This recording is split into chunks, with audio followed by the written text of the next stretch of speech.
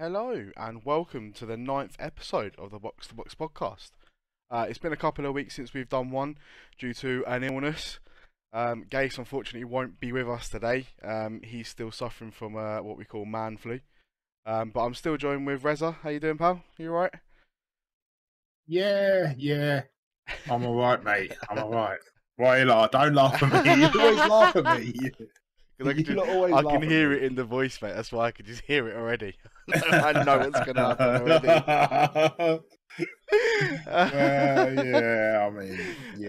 We'll get to it. I'm sure we'll get to it at some point.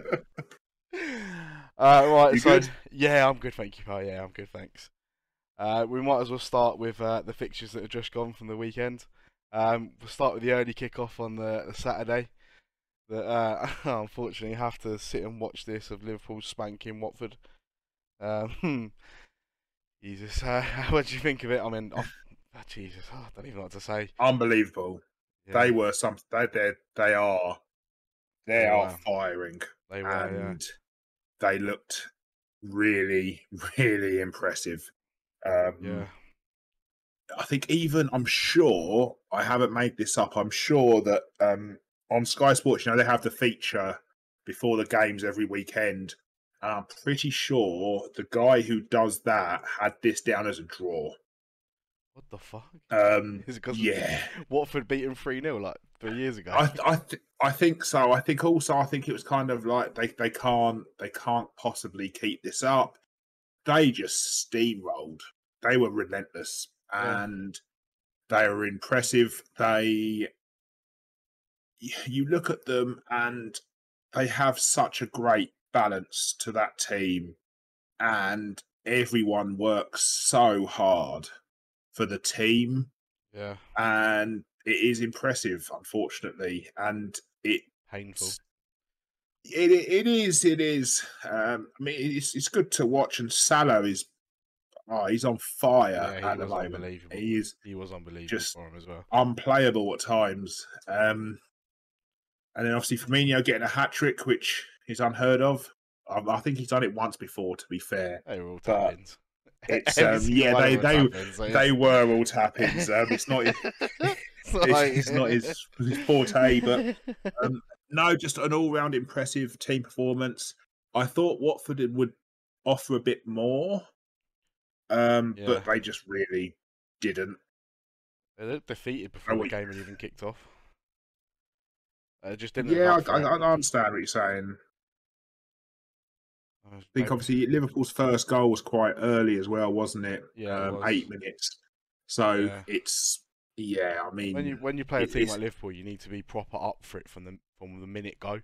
Like from the first minute, you need to be in their face, aggressive, and Watford. No, that's it, because they're going to press. They press high, they press hard, and it's high intensity, especially the first 10 minutes in a game. They're properly all over you for 10 minutes. You just sort of got to play a bit ugly, be a bit aggressive in there. But they just did. They looked like they were just going to roll over there, like, oh, we know we're going to get spanked. We might as well just try and keep it down.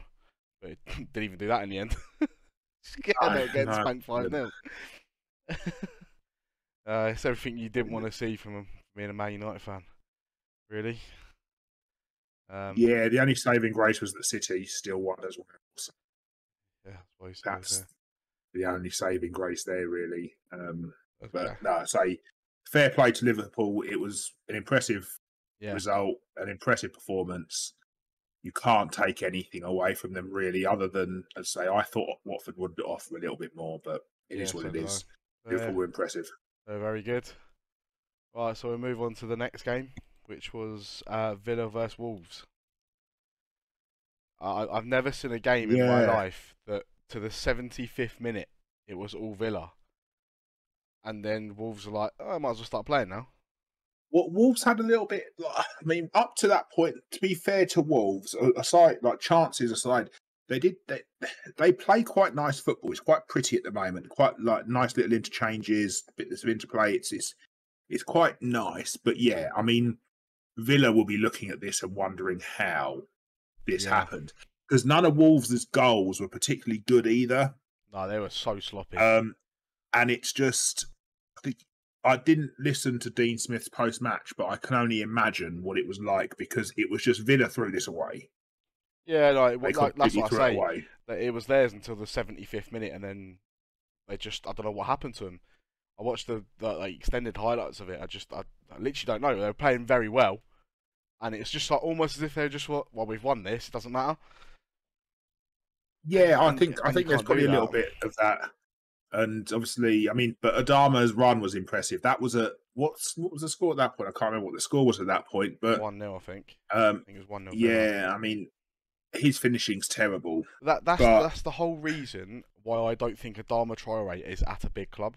That run right there is the exact reason why Adama plays for Wolves and not someone like Liverpool, someone like Chelsea, someone like City, someone like United. Because he can do a run like that, but there's never an end product. No, I mean, to be fair, like, I've watched it a few times, and the problem he has, obviously, he's taken the player on the outside, which has pushed him further away from goal, which has narrowed the angle. And obviously, Martinez wasn't on his line either, so it made it even more difficult. So actually, he didn't have a huge amount to aim for, but he basically just hit it straight at him. But yeah, I mean, if you're a Villa fan, a Villa player, you are going home at the end of that game wondering how it happened. And they've got issues. Like, to allow that to happen, it's not normal. No, it's a problem. No, it's a massive problem.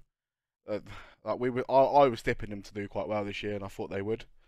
Even though I think we all did. I still thought they were gonna be a lot better than what they've shown so far. But it looked like they bought well. But where are they? So they're 13th in the league. 2 wins, 3 losses in their last 5. Goal difference is 0, which is okay. But I mean, I'm surprised they're as low as they are. But again, it's 8 games in now. So to be fair, because they should have won that really. So effectively, they should have 13 points. So you put them on 13 points, they're sitting 7th. But there's no should, would, could, if. It's It's about what actually happened. Exactly. No, exactly. But to be fair to, I think, was Bailey still injured this game? I don't know whether he played. I couldn't remember if he played or not. I don't think he played. Because he's been there unbelievable for him, and every time he plays, they seem to do really well. But when he doesn't play, is when they seem to do really bad. And he did up loads of injuries. Yeah, he didn't play. Tuanzebe had a real bad game as well. Yeah. And yeah, the thing is, I mean, I don't rate Mings. Tuanzebe isn't great either. They've got problems, Villa, and I think they really need to try and sort out their defence, because I think going forward with Danny Ings up top, you are going to score goals, and Ollie Watkins as well. You're going to score goals, right? It's just whether they can. They need to defend better, basically, and that kind of shit that happened just cannot happen, because that was just ridiculous, absolutely insane. Sort of describing us. Well, we'll go on to us, won't we? Well, we've covered the Villa game, I think. So the next game, to be fair, is us. Right, you go. I go. Okay. I was at.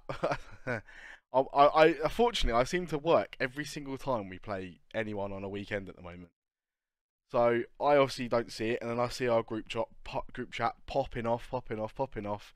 Everyone going mad about this and that, and your brother rang me just after the game, and I said, look, I'm not going to say anything about it. I'm fuming about what's happened, because obviously, when I looked at my phone, we were 1-0 up. I had to do an install for a customer, and then when I come back again, we were 4-2 down.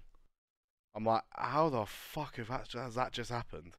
So I was like, oh, I'll watch it back for myself, so that I know what's actually happened, rather than start calling people out. So I'll watch it out first, and then I'll start calling people out. Then I found myself watching it and being even more fucking fuming, going, we should have just made my opinion first. I don't even know where to start. I really don't. I just don't. I don't get it. I physically don't get it. I mean, I get it. The problem is, I get it. And I'm fed up of people that are saying that it's dumb players. oh, it's the players at fault. It's No, bullshit. no, I'll tell you what. it's not. What I would say to those people, we're not going to name check people, but you know who you are. Watch Brentford play football. Watch them play football. That team. No, but it's any team. It's all run by the coach. It is. Yeah, mate, it is. It is. Look, we've been over this before. Well, I've been over this before. Obviously, you guys are now starting to sway my way, and I'm not happy about it for what it's worth. I would love nothing more than Ollie Solskjaer to be the one, because you know that he's going to be at the club for 20 plus years, stability, good structure, all of that. Great. Yeah. The dream, that's the dream, right? It's just a dream. The reality is he's not good enough. No, he's really not. And everything stems from him. He picks his favourites. He has his favourites. There was an interesting, someone wrote into Football 365 the other day after, obviously, the weekend. And they were analysing it. And they were like, against Villa, we played with McTominay and Fred holding midfielders against Aston Villa. All due respect to Aston Villa. Against Leicester City, we then go and play Pogba and Matic as our two midfielders. And you're like, why against Villa do we play two CDMs? And against Leicester, we basically play none. And it's just beggars belief. Harry Maguire is woefully unfit. He's way off the pace. You can see that. Again, you could point the finger of blame at him for pretty much every single one of their goals. The first goal for them, when Pogba took that quick free kick, Pogba's trying to tell everyone what to do. You're professional international footballers. You shouldn't have to tell you what to do and where to go and where to stand and where to pass the ball. No, the thing is, do you know what it is? I don't think these things are worked on. And it is very much, it does, all of United's play smacks of just go out and play, lads. And it's just not working, because what we end up with is, again, I think they did it on Match of the Day. They analysed our front four and the lack of pressing from any of them. Ronaldo, we knew what we were going to get with Ronaldo. We were going to get someone who's not going to run a lot, but he's going to make sure that he gets into positions to score goals. The problem with that is we have Fernandes, who doesn't run a lot. We have Greenwood, who runs but only in one direction, and that's forwards when we are attacking. And Rashford, on the left-hand side, when he came on, who did the same. Sancho obviously started the game there, and he's the same. They're all the same. Watch them. When United have the ball, they're all very, very quick to run forwards, all of them, every single one of them bombing forward, right? Watch it when we don't have the ball. There's no pressing, there's no urgency, and now I don't believe that that's the players. Well, I don't believe that that's the players. No one can say it's the players. How can you say it's the players? It's the tactics. It's basically Ollie Solskjaer telling them, don't press, let the ball come, we want to counter-attack. And you're like, no, this is bullshit. You don't do that. And honestly, like I said it before, last time we did the pod 2 weeks ago, I'm tired. I'm really tired of watching this football. And it's awful. I mean, Greenwood's goal was fantastic, but we were lucky. Leicester this game could have been a lot worse. We created really nothing, really, and they created a lot. And they pressed high. Their midfield's just that much better than ours. He keeps playing Pogba deep. Pogba's position isn't deep, not without protection. And Matic doesn't afford the protection. None of our players, none of our CDMs afford the protection that Pogba needs to function in that position. Yeah, but he continues to play him there. I saw an interesting fact that Gary Neville was talking about on Monday Night Football. Gary Neville can fuck off as well, because Gary Neville, Jamie Carragher's right for what it's worth. Did you hear what Jamie Carragher said? That's what I was saying. They were talking about the 5 players for United that have going forward, and it's just too many in the Premier League. You've got obviously Ron, Sancho, Rashi, Greenwood, or even if you talk about a 5 against Leicester, you got Ron, Sancho, Greenwood, Fernandes, Pogba that will all go forward. Yep. And then you've got Matic that would like to go forward as well, but doesn't, obviously, because he can't with his legs. But he tries to sit, but he's not quick enough to get back in. So you're then having 4 players you're leaving 4 players at the back all the time. Whereas Luke Shaw likes to attack as well and bomb forward, which is right back. And Wan-Bissaka is awful. Like, honestly, obviously his first season with us, he was fantastic. He did well. But you can see why he wasn't picked for England, because how many times does he push up too high, gambles, leave massive gap in behind him, which then the centre-backs have to then go over and cover. And then all of a sudden, the entire team shifted. It just leaves acres of space. And again, you're like, as a coach, look at it, tell him to stop doing it. It's as simple as that. You do not do this. Yeah. And if you carry on doing this, I will drop you. It's as simple as that. That's what needs to happen, but it's not happening. And honestly, like I said to you earlier, I will be surprised if Ollie Solskjaer sees Christmas. Now, the retarded thing about all of this, and I'm sorry, I shouldn't use the word fucking retarded, but they've just given Mike Phelan a 4-year contract. For what? For what? No, mate, I really don't know. There must be something internally they see.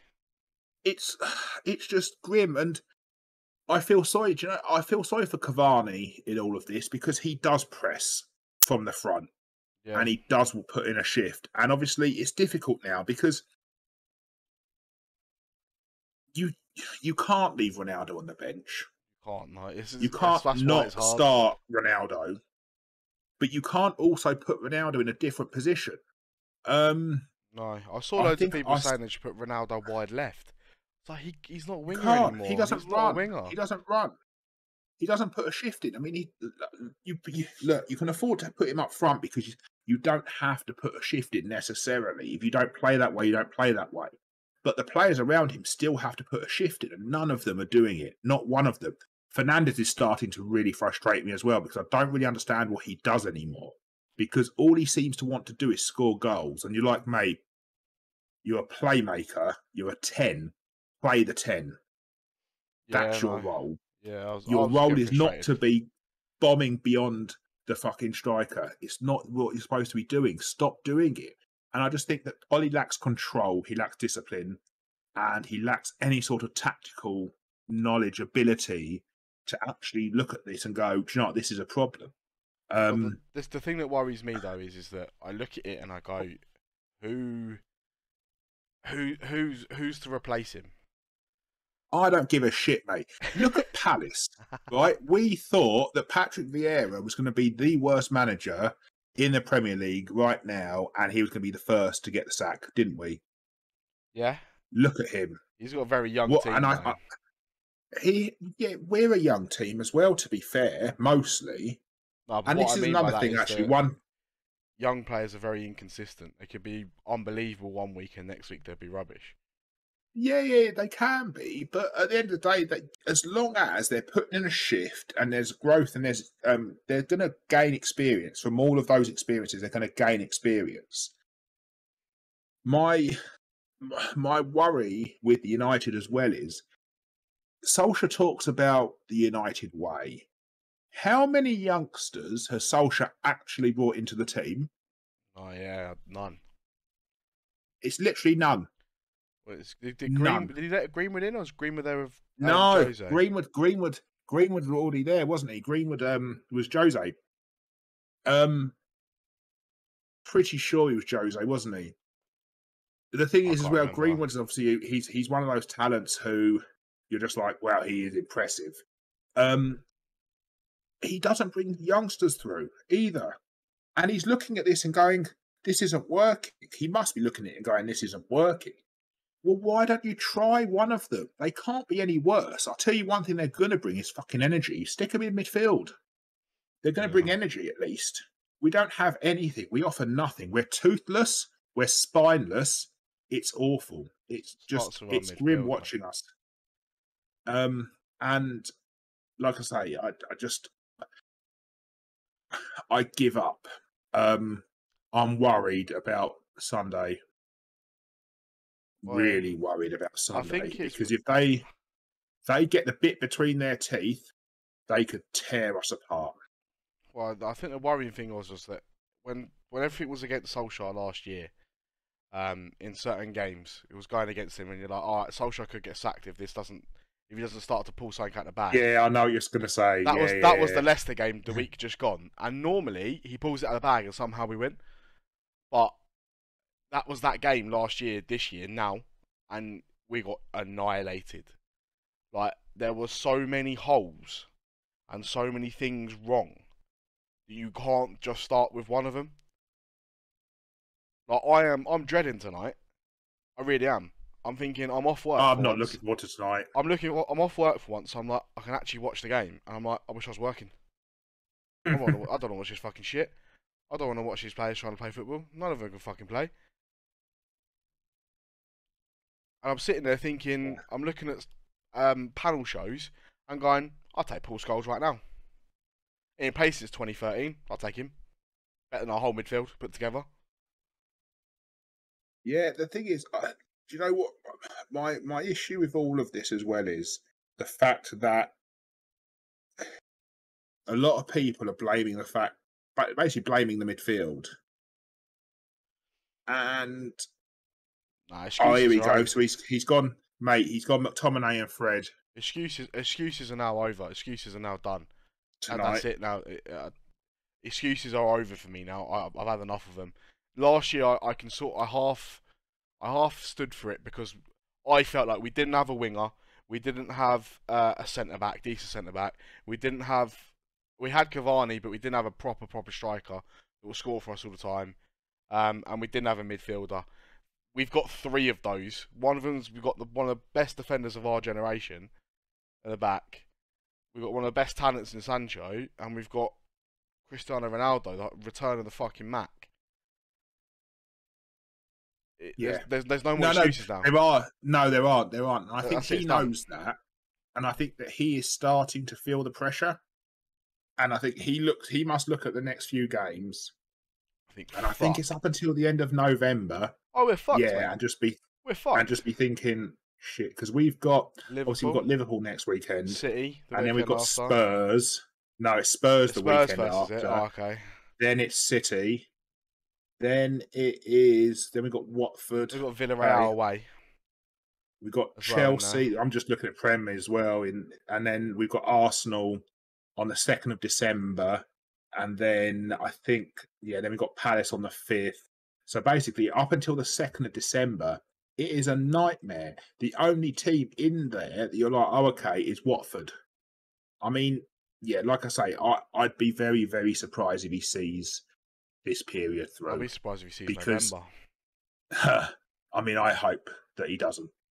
And I know that sounds awful, and I know that there'll be a lot of United fans who are like, well, what do you want? But it's coming up to 3 years. 3 years. And what have we actually seen? Yeah, look, give him credit. The stability of the club is better. Get it. Kudos to you, Solskjaer. You've done it. You've done that. You've brought some stability to the club. Great. However, in those 3 years, have the performances really improved that much? Listen, the league position, ignore the league position. Because last year, Chelsea were awful. They had Frank Lampard for for a large chunk of the season. Liverpool were way off. Obviously, the Van Dijk injury completely derailed their season. Yeah. Spurs, joke, Jose Mourinho. Arsenal, joke. And who am I missing out? Leicester. And you're like, well, Leicester. Yeah, exactly. The season before that, we got in through the skin of our teeth. It again. Yeah, literally. But he'll go, and obviously he has come out and said, oh, well, there's progress. We went from 3rd to 2nd. It's like, right. But you have to look at these things in context. You can't look at them out of context and go, oh, well, they finished second best team in the league. Were we? I mean, you probably argue that we were, but toward the end, Liverpool went on a mad run. Arsenal were actually on quite a good run as well. At one point, yeah. And they had the season been that bit longer, we would have finished outside the top 4. And so you're like, well, is that actually good then? Well, no, it's not. Yeah. And I know the season's not longer, etc. But the fact of the matter is, your eyes do not deceive you. United are terrible. They lack any sort of tactical plan. Can't attack. Can't defend. Can't pass the ball. What can we do?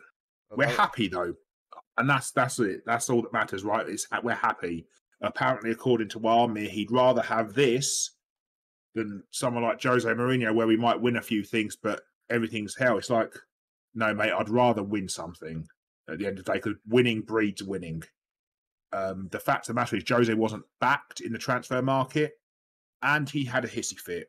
It's not professional. I don't like it. I don't condone it, but that's what happened. Ollie Solskjaer has been backed massively, and what's he done with it?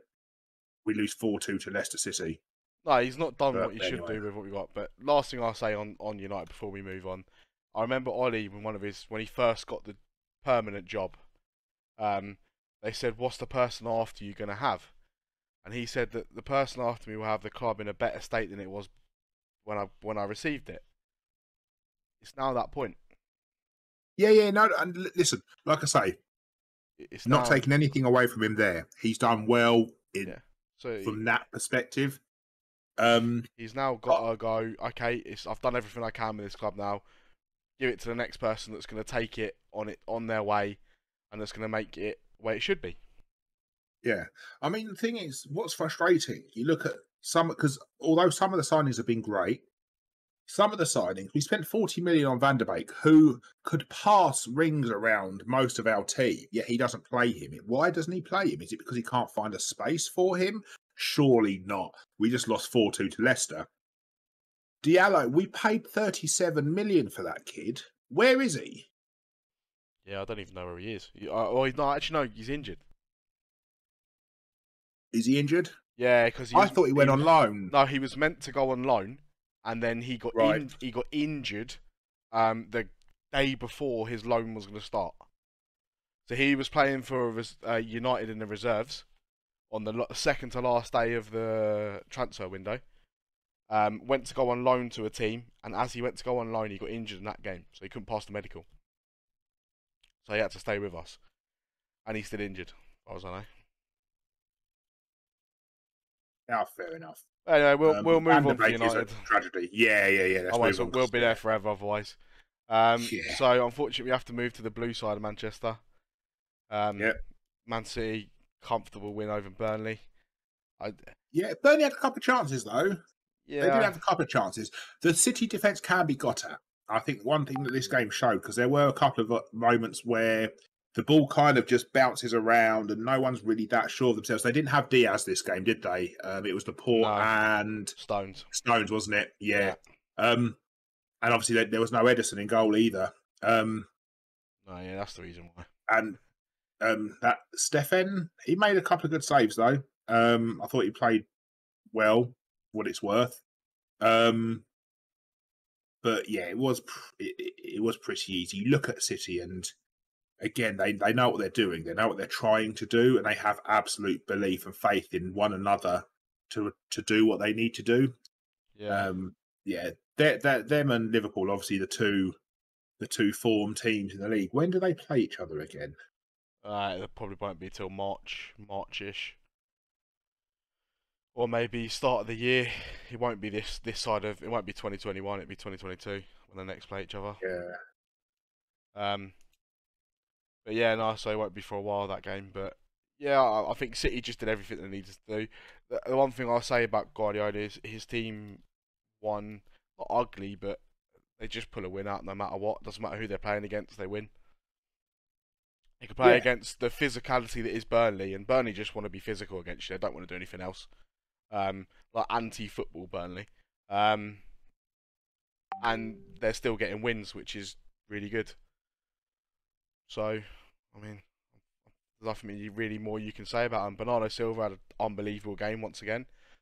And crazy to think that it looks like he might be leaving him this year, or in January or the end of the year, which I think blows my mind. But then again, when you've got Bernardo Silva, De Bruyne, Grealish, Sterling, Mahrez, you can't fit. Oh, it's amazing. You can't fit them all in. Possible. But what Guardiola does well is rotates well. Yeah. Compare it to the red side of Manchester. No, we won't do that. We do not rotate well. No, we won't. Do that. But no, so it's good. It's good result. Obviously, Burnley aren't an easy team to play against. That being said, they haven't won a game this season, have they? They're one of the three that haven't won a game. Them, Newcastle, and Norwich, isn't it? When they're playing us, still winless. Yeah. Fucking change. But yeah, no, I say City and Liverpool, two form teams, and yeah. I thought it was a comfortable win. It might not have been, but from what I only saw the highlights, so I didn't see much else. There was a couple of chances that Burnley could have scored, but I just thought City did what they needed to do. Yeah, we'll move on from that one. We'll move on to the absolute goal fest that was Norwich versus Brighton. The 0-0. Do you want to say anything about this game? Yeah. I mean, to be honest, I think both teams will be walking away from this game wondering how they didn't win. Yeah, and also I didn't get to see much of it. There's not much on the terms of the highlight reel when you look at this game. No, I mean, obviously, Mopay, Brighton, I can't understand how it wasn't given as a pen. Now, it would have been soft. The contact was minimal.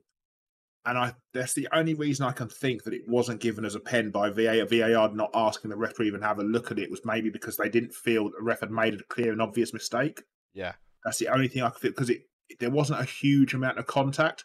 Mopay is a prat anyway, so he deserves everything he gets. Arrogant arsehole. So, suck it, bitch. D-Generation X style. Suck it.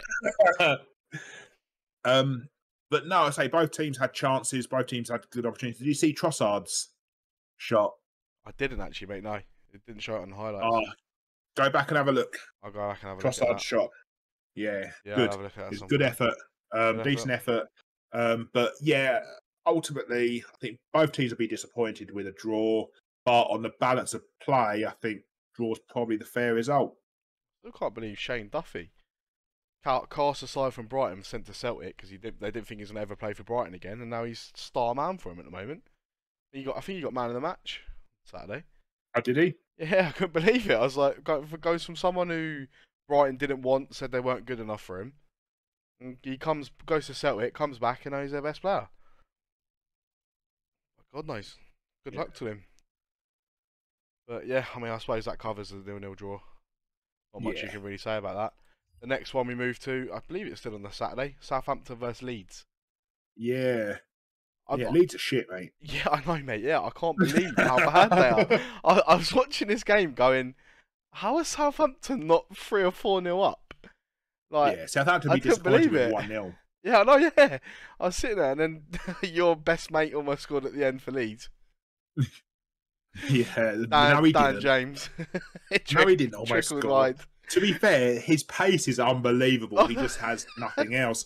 That's his whole career in one little stunt there. Bless him. Do you know what, though? One thing, he tries and he runs more than any of our bloody players at the moment. Yeah, Leeds are really bad, actually. And I think that for the fawning over them from last season, they find themselves in 17th place, 1 win from 8 games. They've scored 7, conceded 15 goals. This could get real ugly real quick for them. Yeah. Something's got to change. They need to learn how to defend for a start. I'd say that the chances they were giving away against Southampton, they were lucky to only lose 1-0. For what it's worth, I've been really impressed with Southampton. I said it a few weeks ago. Yeah, they've been really good. Really good. They have. I mean, there's a lot of draws in there. They deserve to beat us. They did. Every team deserved to beat us other than Leeds. I mean, say aside from the draws, obviously, which it is difficult. I mean, they're down in 15th still, but their performances have been better than that. Certainly. Yeah, no, they have. I think they've been very unlucky with a lot of their performances.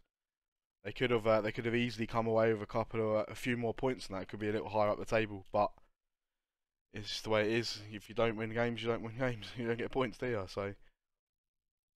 I mean, obviously, Danny Ings is a massive miss, and I think that massively. Was it four draws in a row? I think they had earlier in the season. I say earlier in the season. Obviously, we're not that far into the season, but last month I think it was four draws in a row, and you're looking at it thinking, well, a goal scorer makes all the difference there. I think if Danny Ings plays those 4 games, I think they maybe walk away with 2 wins, or at least 1 win, because he'd have changed that from just scoring goals. Yeah, definitely. But they've been good, and take nothing away from them. They were impressive. They deserved the result, thoroughly deserved the result. Leeds are poor. Yeah, no, Leeds are very poor. I thought quite shocked because I thought they might do something this year, but I think everyone sort of found out the way that Leeds play, and they're just letting them. Well, they don't defend. It's just them. attack. You just attack them. Yeah, they just attack them, and that's it. Southampton did it very well. They let them attack, and then they just put players in places where there's millions, like acres worth of space, and they just pass the ball into the space every time they won it back. So they're just like nice, tight, compact, and then as soon as they win it, they pass to the spaces and they were through on goal every single time without foul. Yeah. Leeds need some serious work to get back to what they should be. They did once again. They played full 90 minutes without having a shot on target. I think that's the second time they've done it this year. So, I mean, I think I did have their right back in my dream team. He soon fucking came out. Jesus Christ. After the first week, he was fucking gone, mate. Long gone. You can't put a Leeds player in defence. No. Just no chance. You're asking for trouble. Yeah. Right, that covers the Saturday. Is it Saturday games? No, Chelsea Brentford was the last one, wasn't it? Yeah. I looked at this game and I watched it and I thought, considering as the goalkeeper for the team that won got man of the match, says a lot to me. No, mate, Chelsea had 1 shot on target. But then having said that, I always say, if you're going to win a title, you have to win ugly. You have to win the games that you are not meant to win. That you have 1 shot on target and you score that shot and it goes in, you win 1-0, done, dusted, see you next week. No, listen, I mean, Mendy's the best goalkeeper in the Premier League at the moment, and probably world. They were incredibly lucky, Chelsea, to come away with a result in this game. Brentford were good. They press high, they press hard, they're intense. That being said, obviously, Lukaku, he's come out, it's said he's tired, isn't he? Here we go. Yeah, oh mate, honestly, it's the same thing. Like, honest, oh mate, did you see the opportunity he missed? Skied it, didn't he? From about 8 yards I saw someone pass the ball into him, and the ball went flying up in the air from his touch. I was like, oh, there we go. There's the United Lukaku coming back. Yeah, Lukaku, he is back. And now he's tired. So they're like, we'll have to give him a rest. But no, listen, they won again. They're still top of the league. So I mean, 1 point, but still they're top of the league. So like I say, it's the winning ugly. They just did it. Yeah. And in Tuchel, they've got a decent manager, so they'll be okay. I'm just looking at the stats now. Fucking Brentford had 17 shots with 7 on target. Chelsea had 5 with 1. Yeah. Jesus Christ, mate. Oh, God. That Tony looked very good again for Brentford as well. He's a real player. He looked fucking unbelievable. Quick, he's strong, good pass. He's just good at holding the ball up, everything. Good attitude. Yeah, he's a real player. He's a really good player. Again, it's difficult because it's their first season in the league and they are a very, very small club. They're the smallest club in the Premier League. Yeah, they're one of the smallest in the Championship. Yeah. Stadium. So, for them, obviously, this is everything. And every game is going to be played like a final. and they've been really impressive. Obviously, the question marks will come later on in the season. Can they keep it up? Yeah, they January, get a couple February, of injuries. March. Yeah, so that'll be telling. But at the moment, let's enjoy the ride because they've been a breath of fresh air. They really have, and I know it's a cliche, but they really have. I mean, I'm not going to say anything, but what did I say at the start of the season? I was saying Brentford are a good team. Don't write them off. I'll write them off. But that covers the Saturday games then. So we'll move on to the absolute wealth game that was Newcastle versus Tottenham. Before we go any further, thank God that fan's alright. Well, as far as I know, he's still alright. I know he got revived at the apparently there's some promising news today. So good. That's good. That's well done. Well done to the Spurs players. I think it was Harry Kane in particular pointing to the ref, pointing it out to the ref and saying that you got to stop the game. Was it Reguilon? Reguilon and Eric Dyer went and got the medical stuff. They were the two players that got everything sorted, as far as what I saw on Sky. So yeah, no, it was good. It was thankfully, it seems to be that they got to him quick enough, and the guy's okay. Yeah, I remember Martin Tyler saying throughout the game that he was in a stable condition and was on his way to hospital. So that's always good to hear to start off with. That's the good news of the game. Then we'll move on to the game. I mean, did you see the owners, how buzzed they were when Newcastle got their first goal? And then at half time, you see him again, depressed. Welcome to Newcastle. I can't remember who. Newcastle had a chance, and the guy. So I don't know the names of the people. I know that the woman's Staveley, isn't it? Amanda Staveley. I don't even know. But the guy stands up, and then and it's like you have no idea what's going on, do you? Literally no idea. But as for the game, look, obviously we'll touch on Steve Bruce as well, I guess, in a second. Spurs were okay. Neither team was fantastic. I thought that for large period of the game, it just seemed like nothing. Maybe I'm being a bit harsh on Spurs. They did win 3-2 at the end of the day, but yeah, it was. Well, Spurs just did enough to win the game in the end. That's all I thought of the game. They just did enough to continue. Yeah. I mean, they weren't stellar by any stretch of the imagination. That being said, they are now above us in the table. Yeah, which says a lot about us. Yeah, we'll talk about that. But no, listen. I expected Spurs to win that game. Newcastle are a bad team. I'll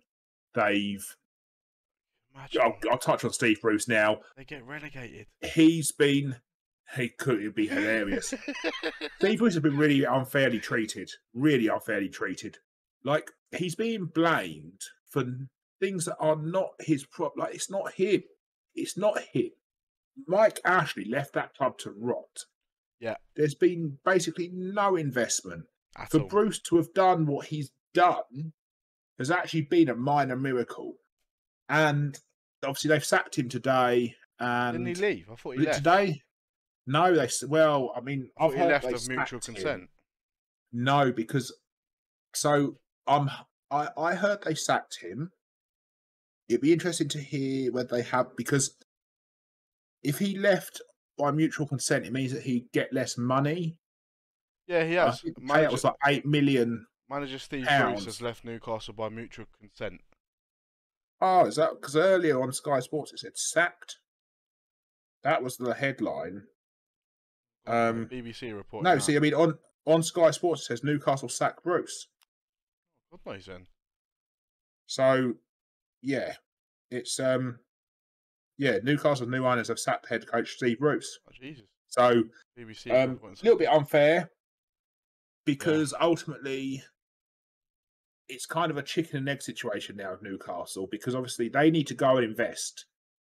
Now, obviously, the Premier League teams, other than City, interestingly enough, have all said basically they voted to block essentially what is, I guess you'd call it boosting. So basically, the The Saudis can't just go and pump money into the club. Now, so obviously they're going to be pretty gutted. So obviously City being the only club that said, no, actually, it's fine for obvious reasons. Every other club's like, well, no, that's not okay. We earn our money, so we spend what we earn, whereas the other two are like, yeah, no, we've got loads of money sat here. We just need to figure out a way to get it into the club. So behind them, Shane McMahon's "Here Comes the Money's" playing in the background. Yeah. Here comes the money. Here we go.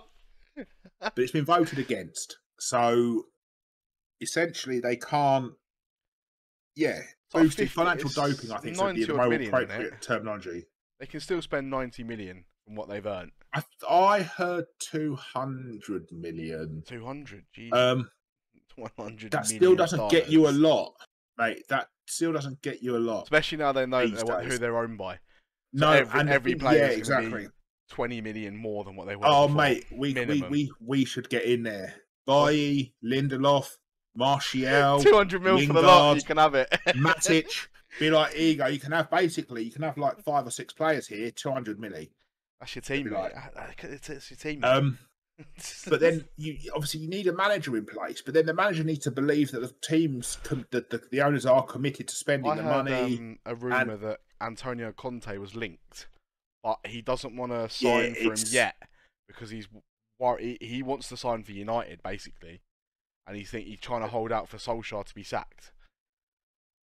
Okay, I mean that makes a lot of sense. That does make a lot of sense. And Fabrizio Morano said that as well. The guy's the transfer guru, whatever his name is now. Yeah. Took over from Guiton Ballier. Yeah, you're not going to want. The thing is, Newcastle, Conte's too high profile for Newcastle right now. Look at City. Look at what City did. Obviously, it was Mark Hughes at first, mate. Do you know who I can see going back to him? Rafa. Go on. I can see Rafa. Yeah, that's a possibility. Now they've got money. I can see him coming back to him. But then Eddie Howe's linked. I can't see that because that's low. They do need to aim slightly higher. But then, like I say, City had Mark Hughes.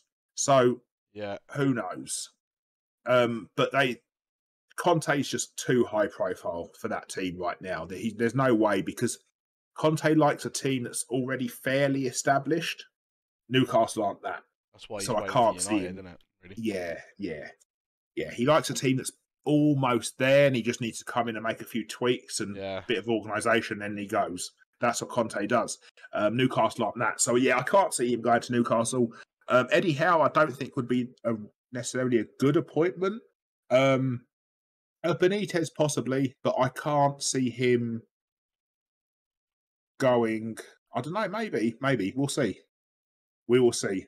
But anyways, let's move on because we've got 15 minutes, Tan. Yeah, so Everton, West Ham. It was a pretty straightforward game, this one, to be fair, as well. West Ham are good, mate. West Ham's midfield, they battle, they try hard. That's what wins them games. That's what wins them games. Yeah. Their midfield wins them games. Yeah. And their midfield wins them games, and then having Antonio up top normally gives them a chance to win a game. That's basically their winning formula is their 2 sitting midfielders in Rice and Souček, and then they've got Antonio to bag them a goal. I know he didn't bag him a goal this time, but he actually got on the corner that led to the goal. So that's what gets them what they need. What I'd give for Rice now, Jesus. Yeah, I know. But I thought it was just a solid win for West Ham. I thought they deserved it. Everton still did give account of themselves, so they still did play all right. I just don't think they had enough shots on target to challenge Everton. I thought every shot they had was sort of wayward or from a distance, and it's just not going to go. Yeah, they didn't really offer much for me. Gray looked good again, but other than that, they just didn't really offer enough. Townsend going forward. He does though, mate. That's him. That's his MO. That's the way he works. That's the way he's always been. That's why he'll never be a top player at a top club because he's just that. He goes missing. Yeah, he won't missing for them. So, but no, I say well played West Ham. They deserve the win, I thought, and they're doing well. They're doing really well. So we move. That was the last game on the Sunday, and we move on to the last one, or the last game of the weekend, which was Arsenal Crystal Palace. Lucky Arsenal. Jesus Christ. You think? I thought a draw was fairly fair.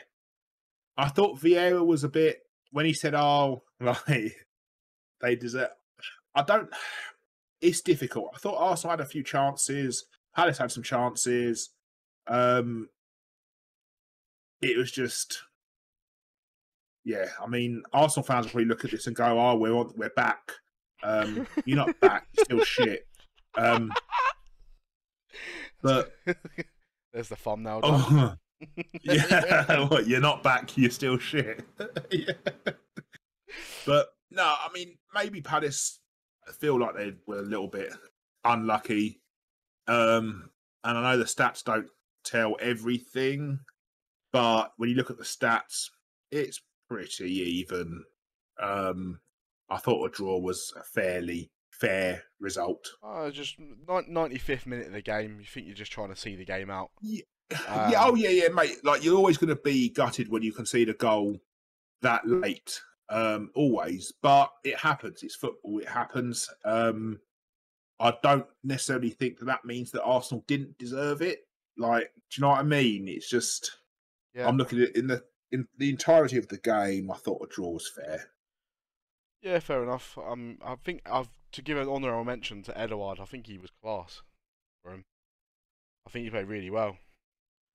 Their new signing from Celtic. Yeah, I thought he actually played quite well for the game. I think he even got man of the match, to be fair. Right? Sky Sports. Well, they said he got man of the match, but I thought he played really well. Did you see? I said to my dad today. Steve Gallagher's shot as well. Yeah, no, I did. Yeah, it was a good effort. That was a good strike. Yeah. Effort. I said to my dad today, that's the reason why Brighton won't win many games, because a signing like Edouard. I was like, yeah, he will get you goals, and I was like, I said, you just won't pay his wages. Don't pay his wages. You're not gonna get a 15 goal a season man. You're just gonna get 9 to 10 goals. High pay. Yeah, you're gonna get more pay. Yeah. Anyway, that does the weekend's fixtures. Do you want to do a team of the week just quickly? It'll only be us two, I've got my team of the week. Goalkeeper, I think maybe the same. Mendy, Chelsea. Yeah, Mendy. I've got my back four. I've gone Alexander-Arnold, Van Dijk, Ogbonna, and Chilwell. My back four. Okay, see, I've gone Cancelo, Van Dijk, Alexander-Arnold, and Stones. Fair enough. No worries. And then midfield, I've gone Salah, Ruben Neves, Tielemans, and Bernardo Silva. I've gone Salah, Tielemans, Rice, Mane. And looking at it now, I probably should have put Rice instead of Ruben Neves in there. Yeah, he was good. He was very good. Yeah. Thinking of it now, I'm going to go back. Yeah, I'll change that. Right, I'll put Rice in there, definitely. And then up front, I've got Firmino, Vardy. I've got Firmino, Vardy as well. Vardy pressed really well. He pressed our defence really well. I hate playing against Firmino. He got a hat trick. He's the biggest shit house going. Fucking hate. Oh, he is massively so. I'll ever forget the game against us. Van Gaal was in charge, and he pushed. Was it Raphael off the ball? Nah, Johnny Evans. And was it Johnny Evans he pushed off the ball? And you're like, how was that not a foul, ref? And it was a foul. Like, there was no way it wasn't a foul, but it wasn't given. And that was Di Maria scored that chip. That was the game. Yeah, that was the game that basically scared the shit out of Van Gaal and made him realise our defence was shocking back then. Right, goal of the week. Who are you giving it to? Oh, I'll go first if you want me to. Eric Dyer. Eric Dyer. I had three to go between. I had Salah's goal. That was class. I had Greenwood's goal. Yep. And Tielemans' goal. Yep. See, I'd go Greenwood. I think Greenwood, not trying to be biased, I think what a strike that was.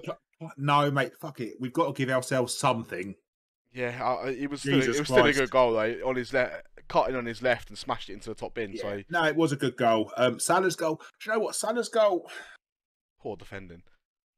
Yeah, mate. Do you know what? I saw the report, and I was like, I'm really looking forward to seeing this goal. And then I saw the goal, and I was like, okay. It wasn't that good. It wasn't as good as one against City. No, it wasn't at all. There was a little bit of luck. I thought, terrible defending. No, I'd go Greenwood. The only reason I said Eric Dyer was it was actually a pretty decent head. Obviously, I know that he headed it and then it kind of hit his knee and then went in, but it was no goal. But it's just funny. He celebrated with the fucking Newcastle players. Like, yes, come on! Oh shit, sorry, my bad. No, Greenwood for me. Sound, mate. No worries. That does that. So we move on to this week coming up. We've got the Friday match. What's your predictions for Arsenal Villa? 1-1. 1-1. I've gone 2-1 Villa. Yeah. Oh, okay. I think Villa will turn it around. I think they'll do one. Oh, big balls. Chelsea Norwich. 3-0 Chelsea. I've gone 4-0 Lukaku hat trick because it's a small club. He's tired though. He's tired. Trampoline boy. Palace versus Newcastle. Oh, I'm going to go Palace 2-1. I've got Palace 2-1 as well. Everton Watford. 2-0 Everton. I've gone 3-1 Everton. I think Sar's going to get a goal for Watford, but I still think they're going to lose. Leeds Wolves. 2-0 Wolves. 2-0 Wolves. I've gone 2-2. Yep. Oh, really? I just think neither team can defend. So Fair it's enough. just they're both going to score. So it's going to go. Southampton Burnley. Say 1-0 Southampton. I've gone exactly the same. I think they've been very good at keeping teams out, and they normally win by a goal if they win. So there we go. Brighton Man City.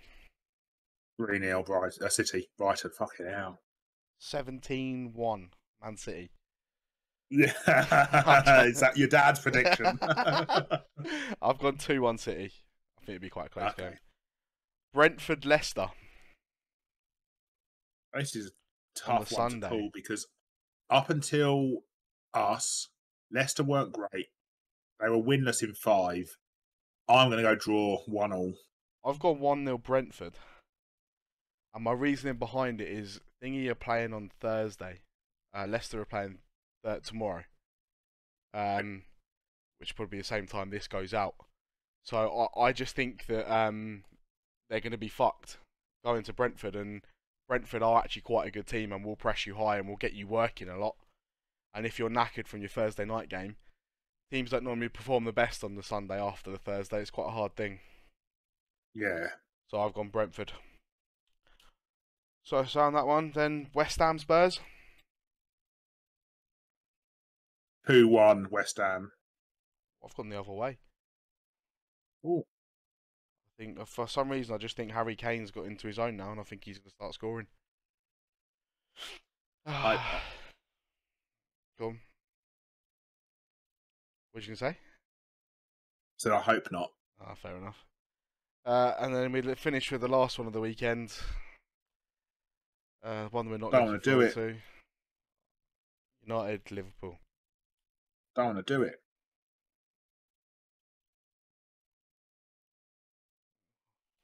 Go on, I'll let you go first, mate. Ah, just... 2-0 Liverpool. 3-1 Liverpool. Unless we somehow come out against Atlanta tonight, win 5-0, Ronaldo scores a hat-trick, Rashford gets twice, and you're like, oh, we could do Liverpool at the weekend. But no, that's... Yeah, no. That does it. So I think that does it. It'd be interesting to see. Be interesting to see Gase's predictions. Yeah, no, I'll grab them off him. Obviously, he's ill at the moment, so I'll grab them off him. I'll get him to give them to us. Hopefully, he can give them to me before the weekend, because otherwise he lies and goes, "Oh look, I've got all 10 results right." I have you, mate. Convenient that one. But yeah, I'll get them off him as well, and hopefully he'll be back with us next week.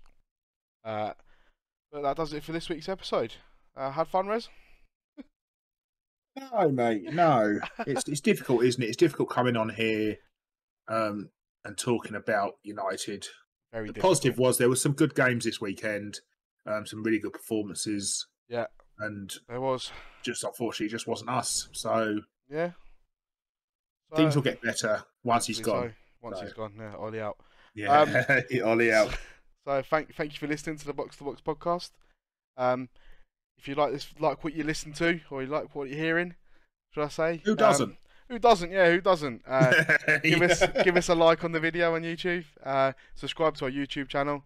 Like our socials. I'm sure we'll have them on the screen for you to make them a little bit easier. If you want to appear in the podcast with us, we've got a couple of people lined up. I think I got my calendar. I think it's on my. I've left it on my van. But there's a couple of people that have asked me if they could come on. So I'll get them down. Yeah. So if you do want to reach out to us on any of our socials or in the comments section below below the video, and we'll get you on as soon as we possibly can, or we'll work out a date when you can do and we can do together. But thank you very much for listening, and we'll speak to you next time. Cheers all. Take care. Bye bye.